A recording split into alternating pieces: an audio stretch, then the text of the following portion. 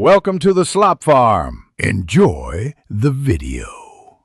In this video, I will show how to make pie on Grill Garden full guide. Preheat the grill to medium-high and stabilize heat with a stone.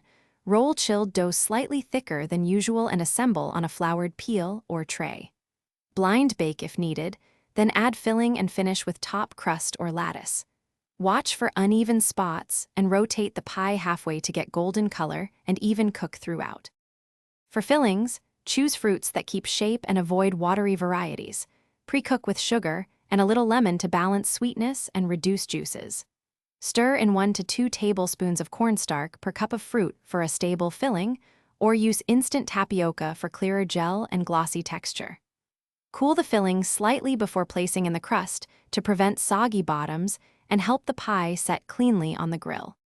If you're enjoying this guide, please subscribe and like, it really helps. Quick recommendation: life's too short for cheap socks. Go darn tough with a lifetime warranty for comfort while you cook and garden. They stay cozy when you're bending over the grill. I tossed a pair on during prep and never felt better. Check the description for the link and other deals. Now let's get back to the video.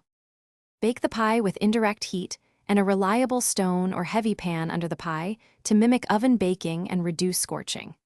Keep the grill between mid and high heat, monitor with a thermometer, and rotate the pie often to avoid hot spots that burn edges. Tent with foil if the crust browns too quickly, and finish with the lid closed to trap heat so the filling sets without overcooking the crust or drying the top. Thanks for watching. Consider subscribing if we helped you today.